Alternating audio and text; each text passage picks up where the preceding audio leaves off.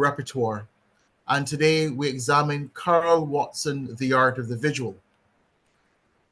Our speaker is the director of the Barbados Museum and Historical Society, Ms. Alessandra Cummins, who is an art historian by training.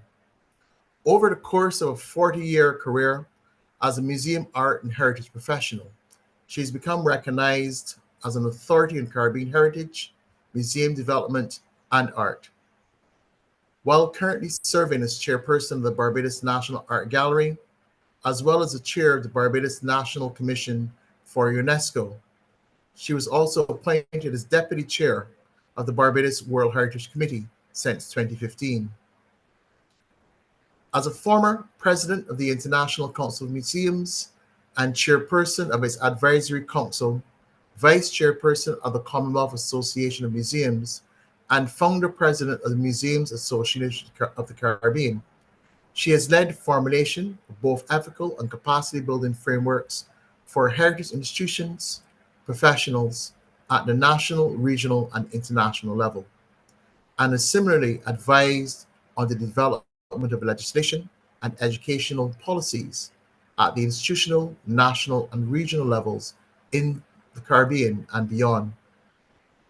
Ms. Cummins was appointed to serve with the Barbados National Delegation to the Biennial General Conference of UNESCO since 1997, in the course of which she was elected in various capacities, as well as to the General Assembly of State Parties, to the World Heritage Convention, has provided her with broad exposure and deep familiarity with the 1972 conventions, its methodologies, and mechanisms.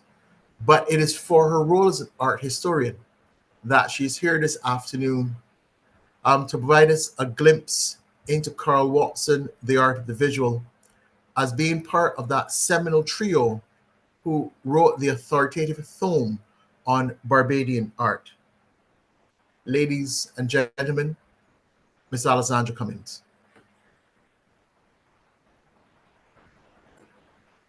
Thank you very much, Kevin, for that kind introduction. I hope everyone can hear me. I've named this lecture Carl Watson, The Art of the Visual, because it might have been a fairly simplistic activity to have worked on a presentation that documented his collection of Barbadian and Caribbean art, and indeed there is still space for that kind of presentation, which I love to do. But in preparing for this lecture, I kept finding myself finding his work intersecting on a number of different levels, with a number of the areas that have already been outlined, including Kevin's on archaeology, Sonia's on foreign affairs, Jeff Ramsey's on his role at National Trust and Natural History, various elements. So when one says, you could start by saying, if you want to know what Carl Watson thought about art, just look at his walls. I would say you would also need to look at his shelves, because a lot of what he's doing in that work, a lot of what he has paid attention to is not just on his walls, but is conveyed in various ways through his academic and personal interests. So I thought the best way to proceed with this is to look at what was it that got Carl's attention, and when, and how did he communicate his interests. And so Carl was deeply invested in the investigation and interrogation of many different forms of the visual arts. I want to remind us that in the context of what he was working on, and how he communicated it, and then how he delved into it and provided access for a number of his ideas. This is why I'm covering three main themes: context, communication, and the collection. So I'm not going to start at the very beginning. Carl has already done most of the heavy lifting himself, and many of the other speakers have done this work. But what I wanted to think about was what was his context? Where was he arriving at looking at the visual? And I would say that from the 1970s, early 1970s onwards, so we're talking about when he was, even at the 60s, he was at university. He was amongst the first of the UWI graduates from Cave Hill with his bachelor's degree in 1968. And then later on in his work at the Ministry of Foreign Affairs, in his foreign service, he would have been encountering many different schools of thought and ideas. And because he was such a broad reader and thinker and interrogator of many of the issues and ideas that were floating about, I've proposed here two main areas of what might be taken on board, including Henry David Thoreau. It's not what you look at that matters, it's what you see in the 19th century, and then to be followed by Anais Nin in the 20th century. We do not see things as they are, we see things as we are. And both of these speak to the way in which we encounter not just the visual arts, but the world around us. So Carl's thinking has definitely considered and taken on board, for example, Thoreau's work in terms of seeing the importance of perception over mere observation. And it suggests that the way we interpret and understand what we perceive is more crucial than the physical act of looking. And this is important, particularly in the context of Carl's work, because Thoreau was a naturalist. Thoreau was also one of the earliest advocates for the ending of slavery, moved towards looking at and became an advocate for civil liberties. And in his writings, Thoreau was concerned primarily with the possibility of human culture provided by the American natural environment. And Thoreau's work distinguishes between looking from seeing, looking as a passive act, a surface level act, and seeing as an active process of interpretation. Our minds don't just record the world like a camera, they filter through the lens of our experiences, beliefs, and biases. So what we see is colored by who we are. In respect of Anais Nin, she employed this statement in her 1961 work, The Seduction of the Minotaur. She also spoke to the adage of seeing, often emphasizing that how we perceive the world is shaped by our own perspectives, experiences, and even our own desires. It's not just about what is physically visible, but also what we choose to focus on and how we interpret it.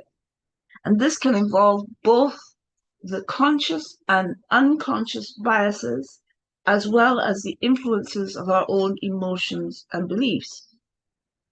So these would be a context in which this young academic and then policy maker is delivering, is thinking about the world around him and is perceiving what he's seeing, not just looking.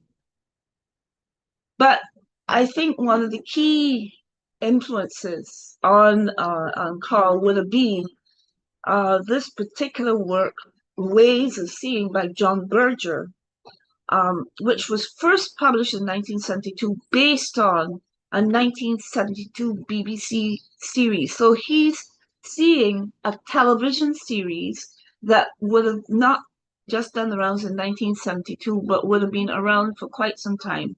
And then the publication of this particular work, which had huge, huge importance.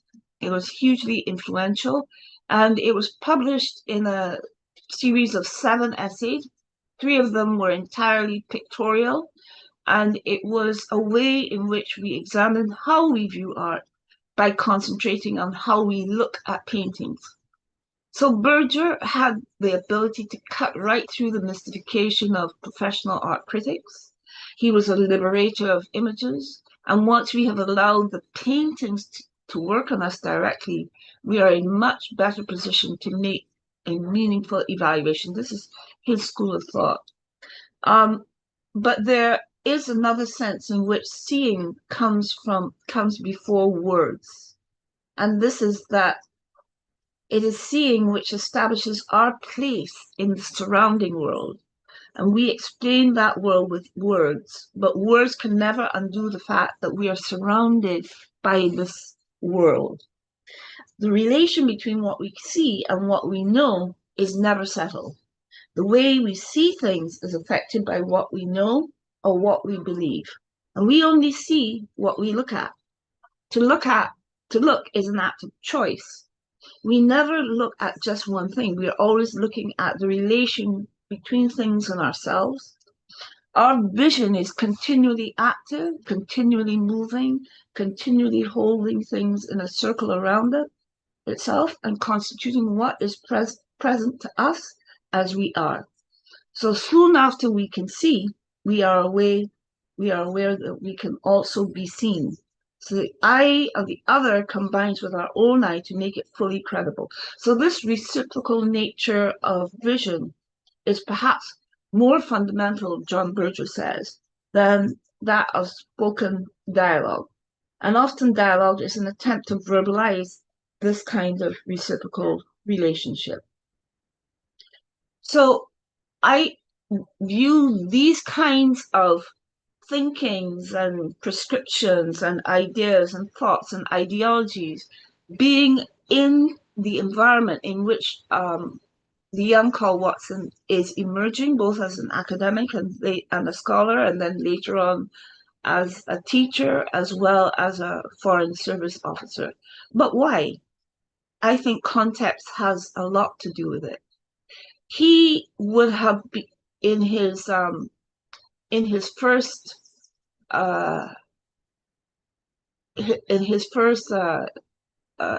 thesis, in his first course in history and archaeology, he would have encountered the work of Freeman Tilden, Interpreting Our Heritage.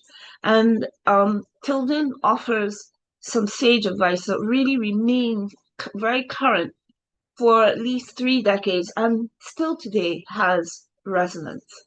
And he speaks to interpretation as an educational activity which aims to reveal meanings and relationships through the use of original objects, by first-hand experience, by illustrative media, rather than simply to communicate factual information. I think most of you who know Carl would be very familiar with his way of engaging and communicating information. But interpretation, as proposed in Tilden's 6 principles, speaks to, and I think the 3rd principle is the most apt one, interpretation is an art which combines many arts, whether the material presented are scientific, historical, or architectural, and any art is in some degree teachable. And then I think the next one, number 4, that the chief aim of interpretation is not instruction, but provocation. So he's speaking to the aim to present the whole rather than just a part, that it must address the whole man rather than just any phase of that person. I think this is an important point to take in mind.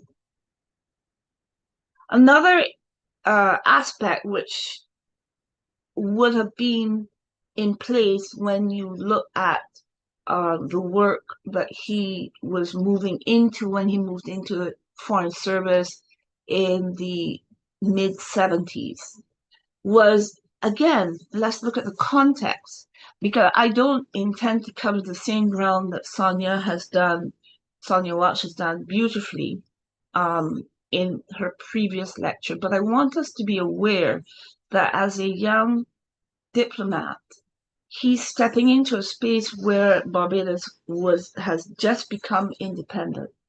Okay. And 6 years on from that point of independence comes into force this International Bill of Human Rights based on the UN, the Universal Declaration of Human Rights and the 30 articles detailing basic rights and fundamental freedoms. And amongst those freedoms was the need to be consistent with human rights being accorded in relation to education and accessibility of culture. These were perhaps fundamental underpinnings in a context which had been emerging very slowly out of a colonial context, but which Carl would have been very well aware was still embodied in that context, even as it was working its way towards independence.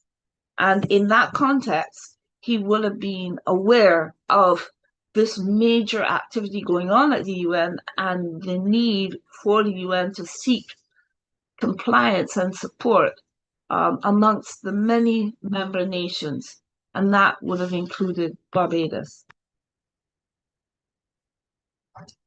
But then, if I want to say to you that having looked very broadly speaking at context, I then want to look at how he communicated what he was encountering and what he was seeing.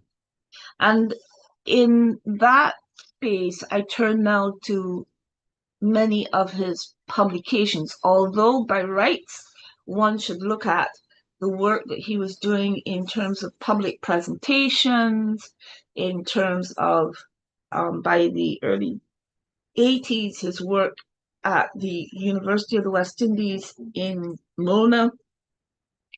So his lessons, his public presentations, his publications. For example, I'll speak first to his 1979 book on the civilized island Barbados, the social history of this community, from the 1780s to I think 1816. And Carl picked this period very, very carefully because he was aware that this is where the crux of Barbadian identity or its historical background it was really shaped and developed in that particular context. So there are a number of arguments advanced, ranging from the non-existence of a West Indian culture, so to speak, to the presence of a purely Anglo-Saxon derived culture, and the existence of a hodgepodge of belongings that does not deserve to be called culture, and the presence, though as yet undiscovered, of the hidden African culture of our forefathers. Each school of thought on its own had its own adherents, and the debate continues, though at face sight it's ludicrous to suggest that but noted that there are strong political and social implications involved for the young states, for a strong sense of national identity can only be maintained by inspiration or creativity. And yet, such an effort can only be induced artificially. I want to move on, though, because there's much in this book that I want to point out. And while it was the work emerging from his own thesis, all right, from his thesis that he received by, I think it was 1975, so this was published in 1979.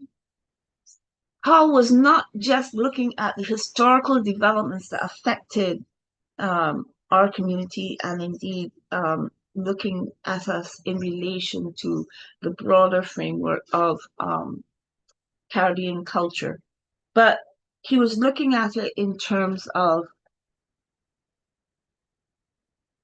not just the visual arts, but the physicality of things, the performance of culture, the ways in which we sought to embed ourselves in a very, very um, clear nature that was ours. And what I found to my astonishment when I went back to look at his book, Civilized Island, I suddenly realized that he was not just um, talking about the historical.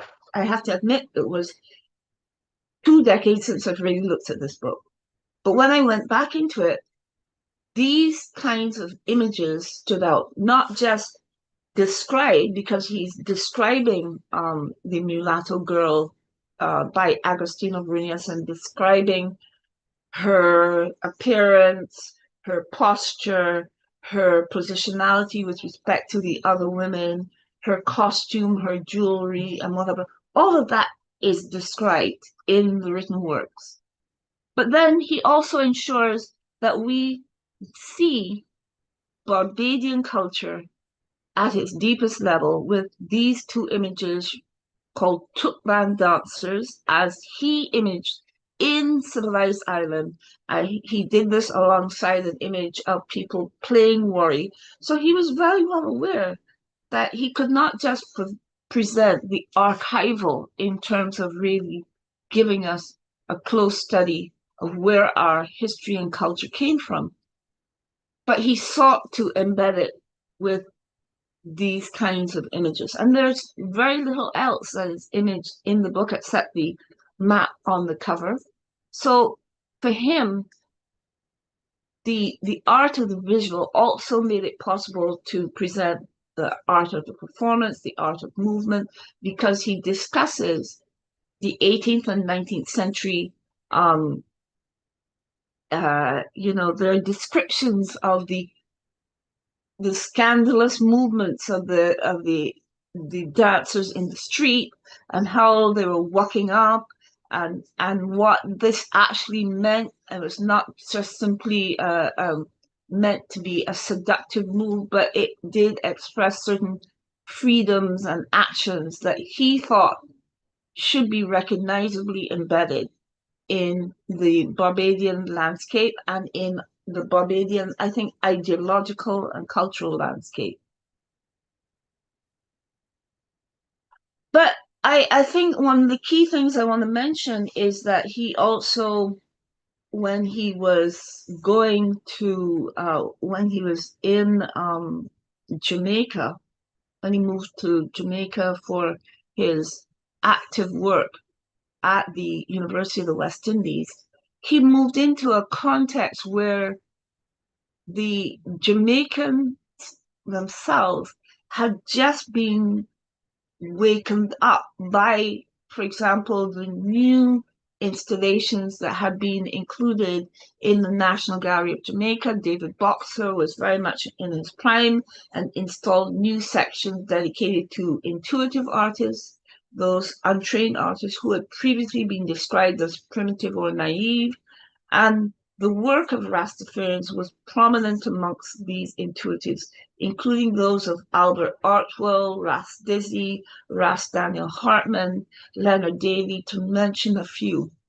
But what I want to note is that Karl, let's be clear, leaving Germany with his foreign service work, where he would have encountered the ideas being explored for a major exhibition of Jamaican music, but also accompanied by this Jamaican art and Jamaican craft, probably encountered the author of this publication, Wolfgang Bender, who had been conducting his research prior to that and continued his research in Jamaica thereafter.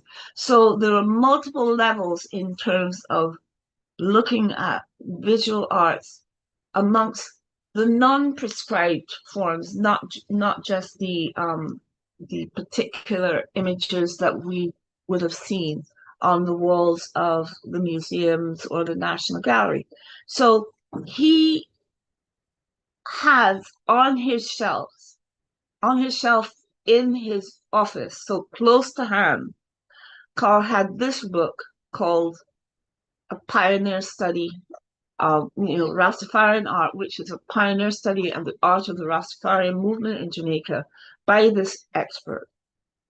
And it was clear that between the work of David Boxer and Wolfgang Bender, we can see that he was very much absorbed into the way in which new forms of art were opening up to him through his encounter with these other cultural meanings. Let me go back a second. I want to mention that in moving to UWI Mona, that was a huge change in context from what might be regarded as a very traditional culture in Barbados through the lens of Europe, Latin America, etc., in his foreign service activity, and then moving into Jamaica, where he's looking at the ways in which we encounter these kinds of artworks and paper and paintings. In his recent tribute to Karl Watson, Emeritus Professor Barry Higman, who was at that time in Jamaica alongside Karl's key compatriot and key supporter, Swithin Wilmot. The two of them, or I should say the three of them, were together when he says, I first encountered Karl during his sojourn in Jamaica during the 1980s. We were colleagues in the Department of History at Mona, and for some of those years occupied offices next to one another. These rooms were on a ground floor of the New Arts Building, where we generally followed an open door policy, which enabled, perhaps even encouraged, a free flow of students, passing school children, the evening breeze, and the itinerant artist Ras Dizzy. Karl quickly established himself as a committed teacher and scholar, an accomplished linguist, and open to new ways of teaching, learning, and always willing to take on a challenge. So here's this context in which Karl is not just encountering Jamaican art in a gallery space, even though David Boxer was it was presenting it in the contextualized space of the yard, the Jamaican yard, and making very clear his dissonance with traditional forms of art historical presentation that would have driven national galleries at that point. He shifted the lens that way. But we're also seeing that in his academic work, he's not just delivering history, he is also encountering visual arts directly. So he encounters visual arts, yes, in the museums and gallery spaces. That was important to him because at that time, again, Jamaica had a very engaging atmosphere of many different galleries presenting artwork and making use of time and space to make people aware and grow the audience that would have been important for Jamaican art and its development. But in his own office space, in his own academic space, he's not just presenting documents and paintings and not just presenting new testimonials about what was important as the historical basis of Caribbean identity, but he's encountering the artists themselves. And I think this was perhaps one of the most exciting moments of this conjunction between the Academy and the artist.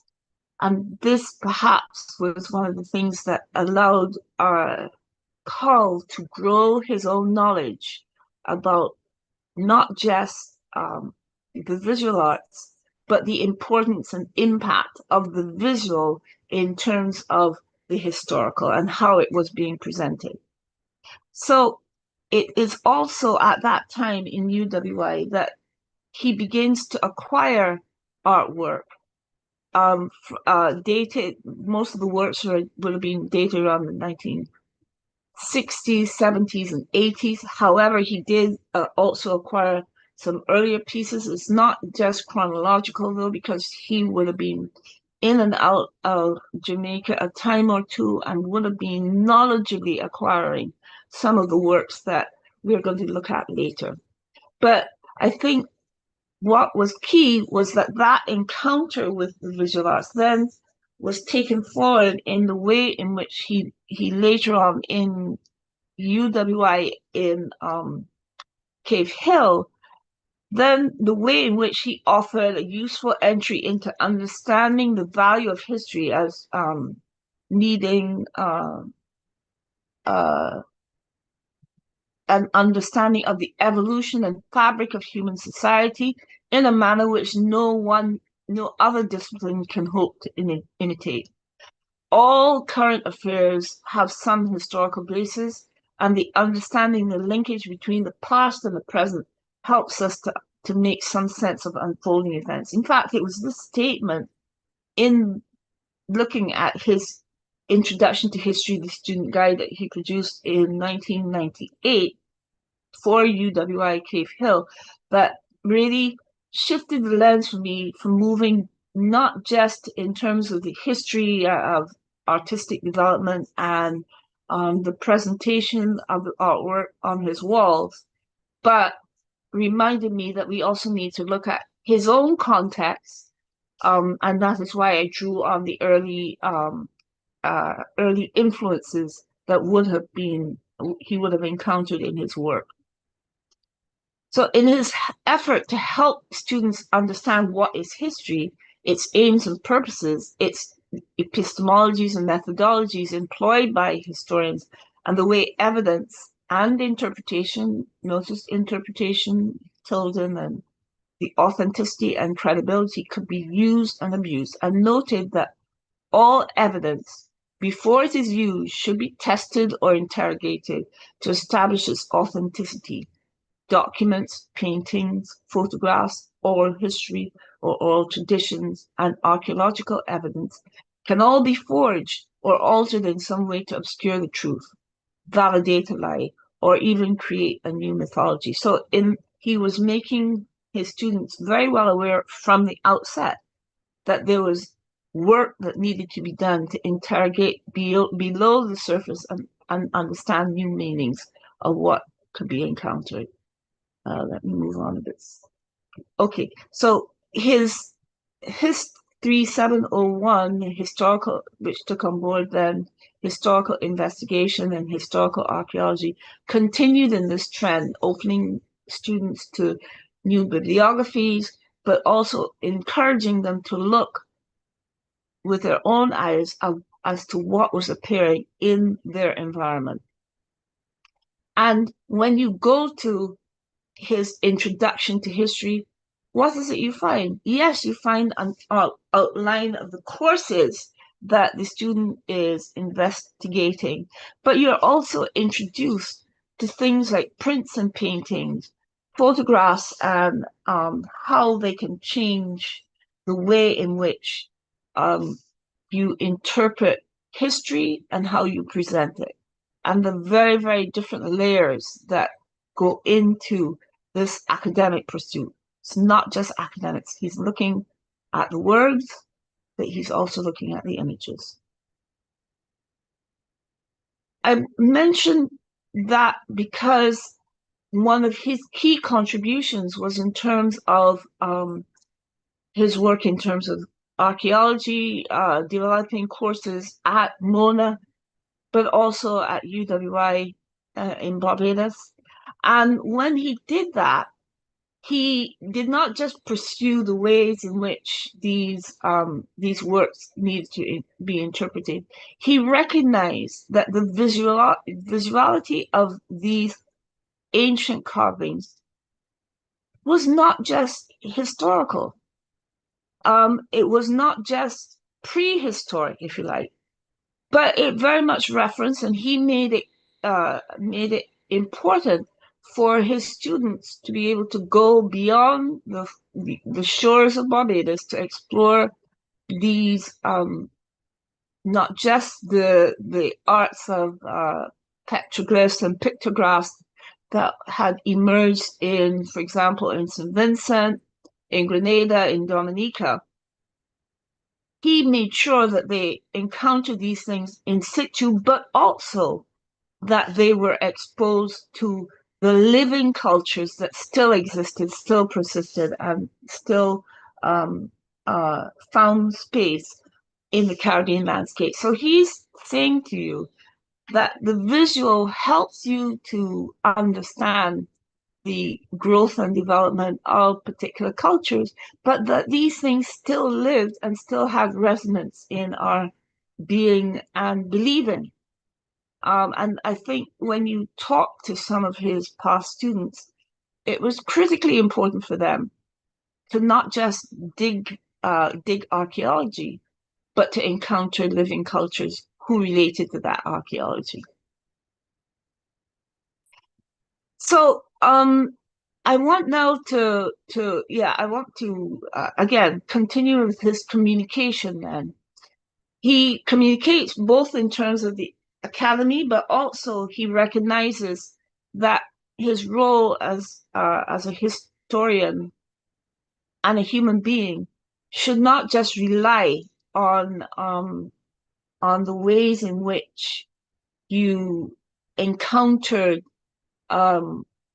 history in a textbook, but he worked with his cousin Anne Watson Yeats when she prepared her publication Bygone Barbados, and in her introduction to this work, she opined that photography was amongst the most significant discoveries of the 19th century, invented by scientists but welcomed as an art form, and it soon became the accepted method of recording a rapidly changing world.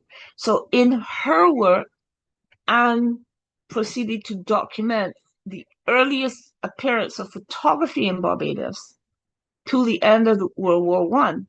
And that was then followed by Carl's own work, Barbados First, The Years of Change, where he's looking at the subsequent period from 1920 to 1970, in which he wrote of Anne that their vision and intent were the same. When you look in these books, then the image, the photography, the image predominates, not the text, but the text is there to help. So he switches the association that people would normally have with very dense, thick written material and says, you can still learn and you can still appreciate this history by looking at the visual. So it was an important document. That those two documents were very important in terms of making the history of the Barbados, or the historical shaping of Barbados, accessible to a much broader public than would be accommodated in terms of academic books and in terms of coursework and papers and lectures. Again, I don't need to talk to you about Carl's his contribution to many, many different aspects of Barbadian history. But I do want to note that wherever he looked, and I really want to thank Paul Altman for his very clear and very contextual appraising of Carl's work in this area of Jewish history. And the I want to point out that the image on the far right of the Montefiore fountain after it had been conserved and repainted and repointed, that was an important moment. Carl took the decision to take this image, and he took this in 2023 to make a point. Okay. But he also was very much involved in commissioning and capturing documentation in the synagogue burial grounds from which these two other stones come from. And Paul Altman has already said it, his polyglot nature, where he understood many of the different languages that were presented on these tombstones, allowed him to have an immediate and clear understanding of what was being said about the individuals buried in these graves. But what Carl pointed out, was that the gravestones were not just the written form, but the visuality of what was being conveyed was extremely important.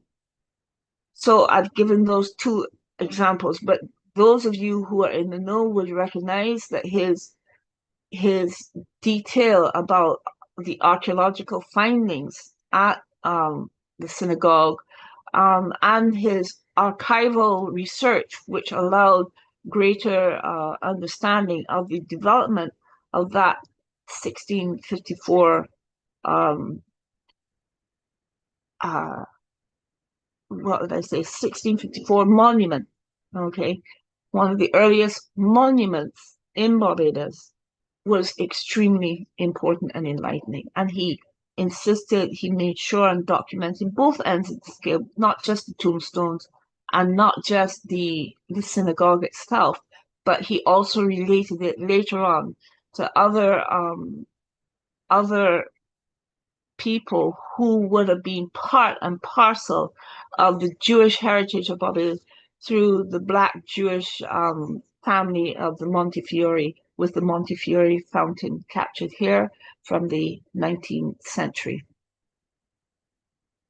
But then again, I want to talk about how did Carl go about communicating his interest in the visual.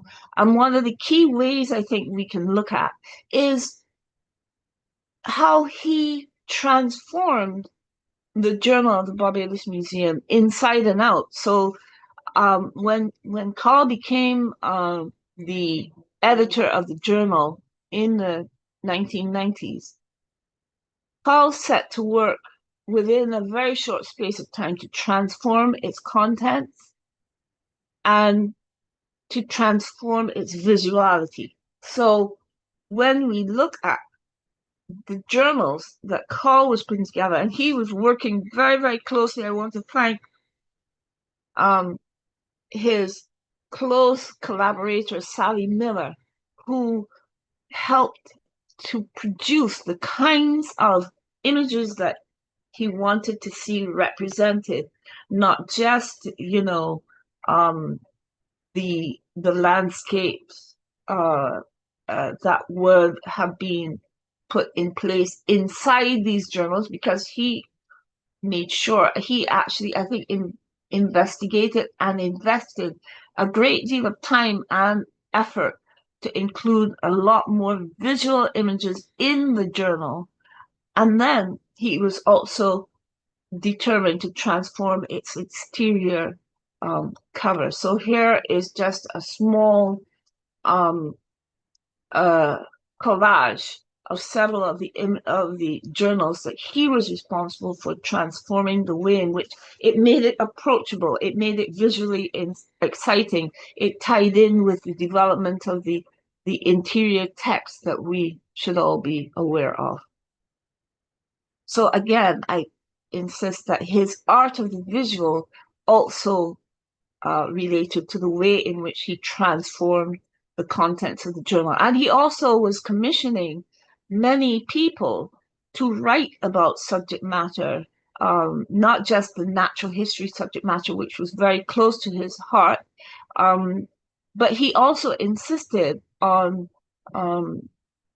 getting people who did not normally write for the journal to write about the visual arts, the craft, the ways in which things were presented to a Barbadian public in a way that was much more important than we might have understood at the time.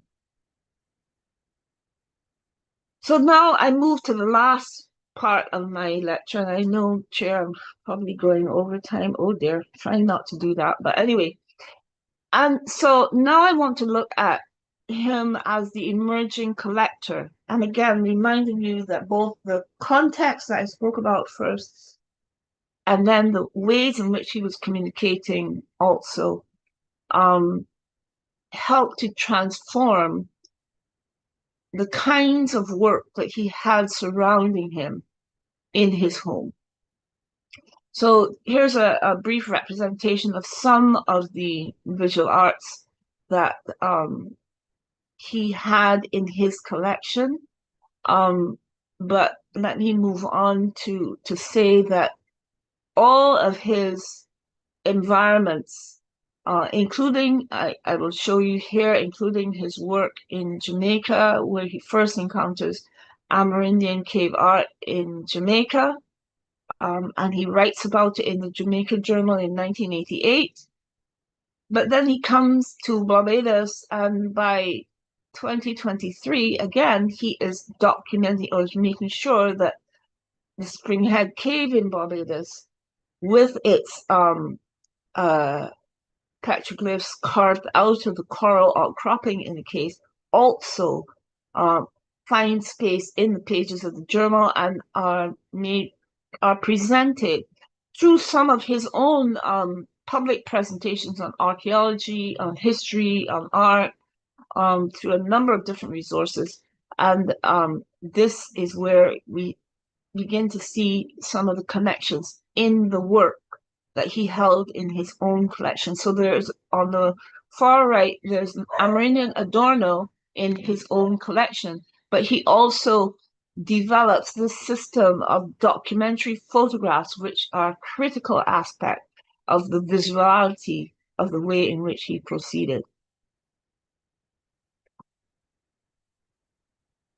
He wasn't just a collector of paintings, I want to stress. He was also intrigued and concerned by the three-dimensional. And here, very, very simply, is a grouping of both modern sculpture and ethnographic work, because he did enjoy the feel and the three-dimensionality of the works that surrounded him, and he made a habit of buying art that was not just Caribbean in origin, but was also European, as represented by the almost rocking horse on one side, but also by the carved African, Asian, and Pacific work that you see on the far right. So his interest in art also was taking on board his interest in the three-dimensionality of work. I put in place that image of this plaque at the top, because it reminds again that Carl very, very much felt his way. It was important that it was not just the still image, but the performativity of what he was seeing. He was an ardent adherent to dance. I very much had the pleasure of encountering Tessa Carr, and her memory of learning dance with Carl in the then rooms of the Aquatic Club when they were both young teens. And he clearly carried his interest and his support into his art collection. He also reminded that he had performed as part of the Barbados Dance Theatre Company, and as I understand it, on television in Venezuela. So he was a multifaceted person, and we shouldn't forget the performative aspects of what he enjoyed and felt strongly associated with. But then when we look at the visual arts, what can I tell you? Here we're talking about what was on Karl's walls. I've picked out a very few of the images. It's not possible to cover everything. But here he's talking, remember, he's already encountering intuitive and Rastafarian art in Jamaica. And here are some of the collections. He was already collecting these works, including works by Alan Zine Johnson, Carl Abrahams, Roger Mice, Roy Reid, George Rodney, and many others. I could not possibly go through all of them, but suffice it to say that Jamaican art clearly, these kinds of works clearly gave him entree to the recognition that he could himself become a collector, not just an observer of the visual arts. And I've taken out a few of his work in terms of Barbadian art. Here I've included 3 paintings. One on the far right is by Briggs Clark. The middle image is by Gold White. And the image to the left-hand side is by Ivan Payne, even though most of you will not recognize it as such. And again, I am not certain when Karl started acquiring Barbadian art. I would say probably when he returned to Barbados more than when he was in Barbados in his first academic period. But he quickly absorbed the knowledge and recognized the opportunity and the need for acquiring work that would have been spanned from the 50s to, I think, to the 70s in these images.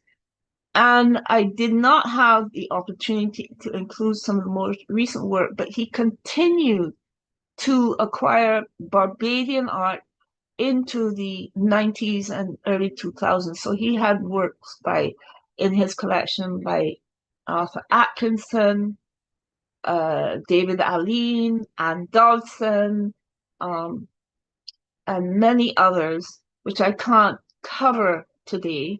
But his interest in the visual arts never ended. It did not end with just one particular period. He was unreservedly an admirer of the visual arts and wanted to surround, I think basically he wanted to ensure he surrounded himself with images that reflected both his recognition of his own environment, both as a young boy, but then as a grown man.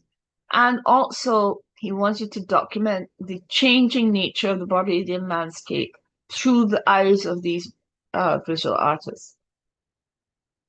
So it's not just Jamaica and Barbados. Here are a few of his Haitian paintings, which I have included here, just so you have a sense of the way in which the man really chose to visually connect with the world around him. And he was I think where he starts collecting Haitian art was not just when he visited Haiti, but I think probably he was there by this time able to see his way to acquiring Haitian artworks from people who were selling Haitian art both in Jamaica and Barbados later on. So Haitian art, Barbadian art, Jamaican art, those were not the only ones, of course. He had pieces by Trinidadian artists, by Guyanese artists, by other artists that I haven't had the opportunity to present to you here. But I wanted you to see that when we talk about his work, we talk about the way in which this man chose to present not just the artwork on his walls, because of course he was collecting both the historical pieces, some, a lot of Brunius's work and Belisario's were on his walls, as well as these more modern pieces. So he was, I think, very Catholic in the way in which he chose to expand his collection. And every corner of his walls was covered with artwork, large and small. And he surrounded himself with images that gave him the greatest pleasure in viewing and seeing them, recognizing them, being close to them. This was a key component of his life. But I say again, when you look at the artwork, you must also see the incredible number of books that he bought, he acquired, covering not just Caribbean art, but also European, Latin American, and African art, which he surrounded himself with in the works that were on show in his space. If I give you an example, I would just say that when the family allowed us to come in on behalf of the National Art Gallery to look at the artwork, we documented over 160 paintings, and we know that some number had already left by then. He had been very gracious, granting family and friends special pieces that he wanted to give them as mementos of his work. He had sold some pieces, but others he had just gifted, so that he could remain linked with them and in their memory. So I would say probably you were talking about a collection that would have originally been around 200 works. Then when we look at archaeology, he had acquired and kept a number of pieces, over 160 pieces, I believe. Of course, a number of these were small pottery shards and what have you, but that Adorno that I showed you earlier on, and other pieces were important parts of his collection, both prehistory and historical. He was very, very interested in sculpture. I've shown you a few of those pieces, but he had about 18 to 20 pieces of sculpture that really span the range from European to African to all points in between. But the other collection, which I have not shown you today, but which as part of his communication that I discussed earlier, was photography. And photography, if we were going to be simple, he had over 200 documentary photographs or reproductions of earlier historical pieces in his own collection. And I'm not including the pieces that were in his private family collection, because he had many, many more of those. So the visual was very, very important for Carl in terms of his own personal space. I want to end by this statement. And Watson Yates in Bygone Barbados had started her work, had introduced that particular publication with these words: "He was always there to encourage me, to control my excesses, and to put at my disposal his knowledge of the diverse subjects covered in this book. Carl is indeed a true academic, and the main purpose of his life has been to seek and share knowledge. He's totally without pettiness, selfishness, or mean-mindedness. Rare qualities," she says, "especially in academic life. One of my greatest pleasures is that he happens to be my cousin." I think she speaks not just for herself, but for his family, who really have given huge support to this lecture series, to this endeavor of documenting the various aspects of Carl's work. But I think I can safely say we all share this view. This is the man that we understood, and his students made it clear that they felt he made them part of his family. in his own space, in his work, in his encounters with them in the classroom. They understood and recognized that rare privilege to be closely associated with one who transferred knowledge and helped them to learn about themselves in this way. So I think we all share this view because I certainly do. Thank you very much for your attention this evening. That's it.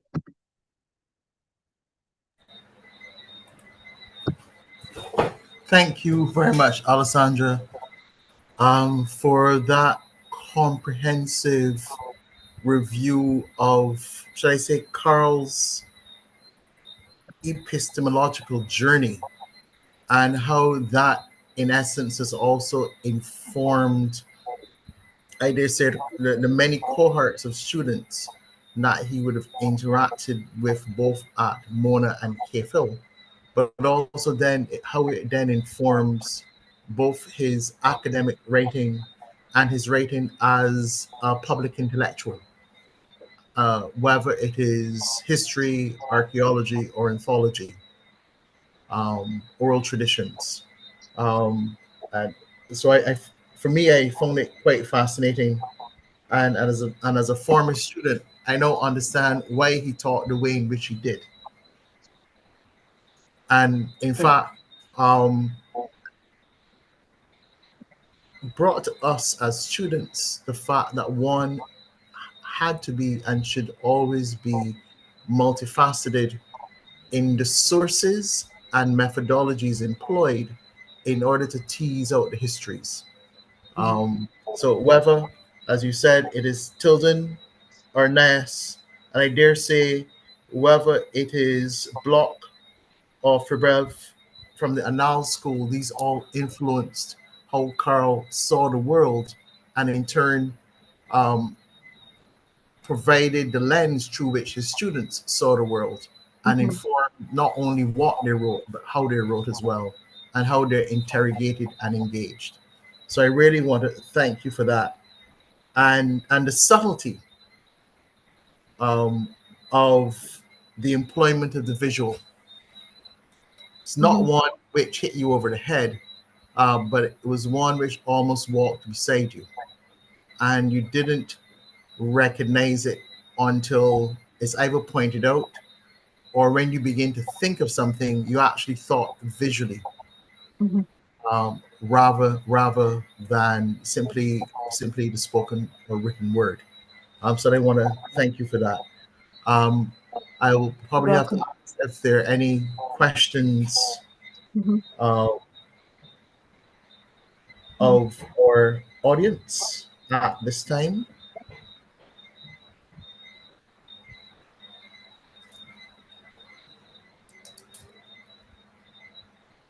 Is there? I see that there's a couple in the Q&A, so I can look at that quickly. The Q&A is being checked. Okay. I see Miguel has made a question, and I agree. It is more of a statement rather than a question. Miguel says this is being triggered by the image of the Mother Sally in the presentation. Carl reminded me the last time that I saw him that he had taken a Tuchman to Europe and West Germany when he was posted to there as a diplomat. Therefore, introducing Europeans to that cultural art form. Would be interested to know if any of those performers are still around. And Miguel, I'm very happy to say that yes, that question was very much taken up. We had found images of the performers in Germany, and so Sonia Welch took that whole inclusion of the cultural into the presentation on his foreign service and tourism development capacity. So that is where the Tuchman interest was early formed and presented. However, we still do not know who the actual performers were. And it's I think worth researching, and it's important that we take a look at this. But as I said, I was so stunned when I looked at this. I mean, I probably saw those images when I was going through reading that book 20 something years ago, but I had completely forgotten. And there is, he's saying from the beginning that notwithstanding the very negative connotations ascribed to various of our cultural forms, um, that he viewed them as of equal importance and relevance to the archival or the historical sources being presented as high culture, if you like. So answer that. And then I see a question from Tyra Manning also. Is there a publication of Watson's fine art collection or plans to publish one? Well, Tyra, I will say that there is no publication of his fine art collection. However, there's a project waiting to happen where we are looking at, thankfully, the museum, sorry, the National Art Gallery had been able to acquire. I told you I thought there were more like 200 pieces in that collection. The National Gallery was thankfully able to secure about 20 of them. So there is a foundational project waiting to happen because we have to document those works properly. And then I think it's important to explore the ways in which he surrounded himself with artwork. If we can find and document other pieces, this will be an important way to share what his contribution to the visual arts were. It's a very important one. So I wouldn't say yet there's a plan to publish one, but I think there's a plan to document it further and to understand better what and how he contributed to the visual arts in this way. So those are the answers to those pieces. I don't know if there are any other questions. There are none that I'm seeing at this time. And of course, the other thing that we've not touched on, and maybe we don't know as yet, in as much as Carl as collector, we do not know if there's anything of Carl as patron. And maybe that is something to be revealed through further research and oral testimony. Right. Well, part of what took a long time through was to try to see if we could find documentation that showed us where and how Carl might have contributed through commissioning work and whatever. As I said, Barry Higman spoke to the encounters with the actual artists who were floating around the office space at the time.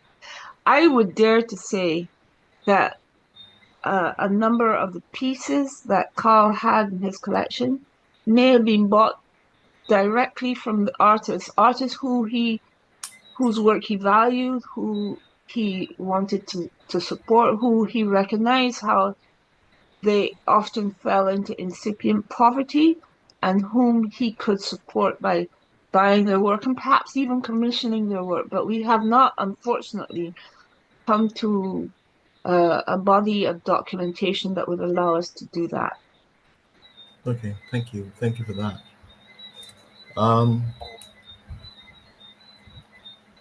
Just going back over what you said: context, communication, collection.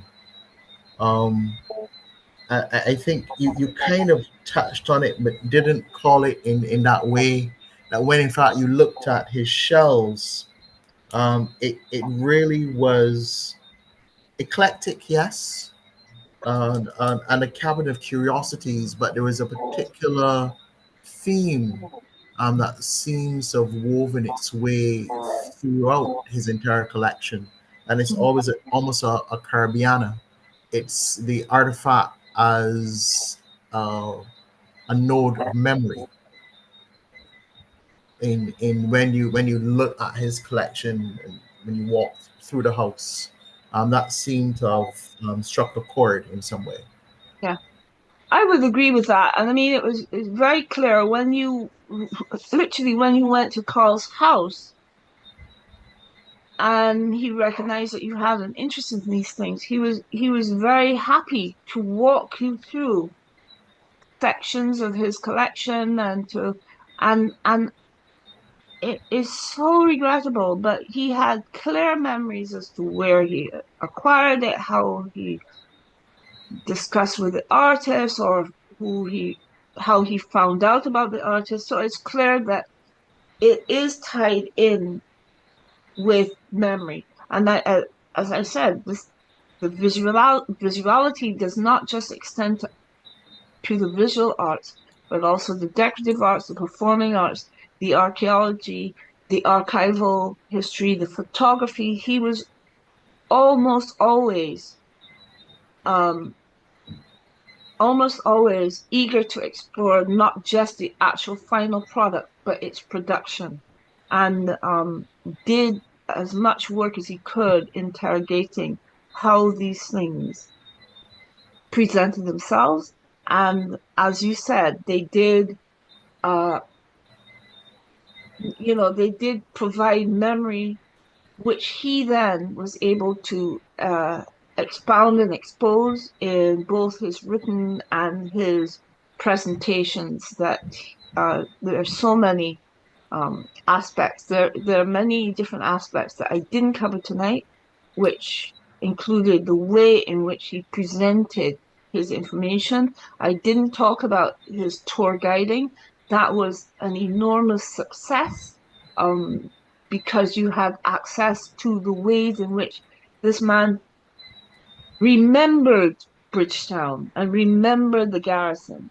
And as he was discussing and going through, as well as bringing forward the historical roots to these places and spaces that you were encountering with him. Okay, thank you for that. And it's interesting that you speak about his tours.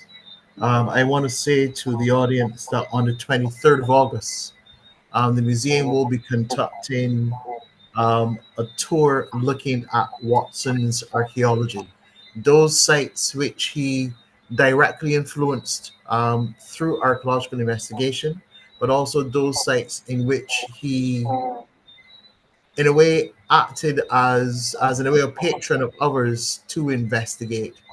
So we're having that tour on the 23rd of August, and that is called Watson's Archaeology, and it will be led by Andrew Richards, who's a Jamaican archaeologist, but calls Barbados home, and actually teaches archaeology at the University of the West Indies, Cape Hill.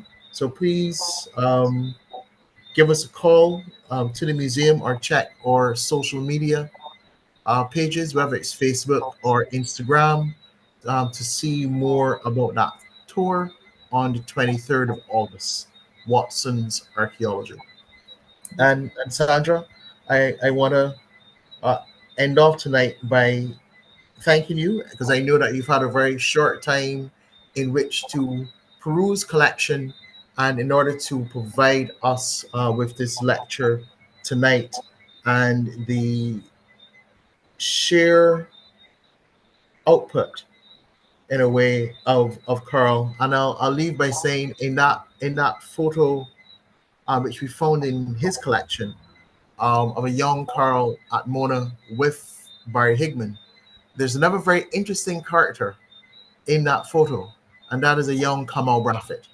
Oh, yes, yes, yes, yes, So yes. when Mhm. you spoke of the way in which he used the visual postcards as almost a new language, I kind of remembered Kamal in that way. Mhm. So I want to thank you very much for a fascinating lecture. And in fact, I, in a way, look forward to your expounding more about Carl and his collecting and the manner of at another time. And to you, Looking ladies and forward. gentlemen, who joined us online, thank you very much. And we will see you next year for another installation of the Barbados Museum and Historical Society's annual lecture series in collaboration with the Department of History, University of the West Indies, CAFIL. Thank you and good night. Good night. Oh, thank you very much, Kevin.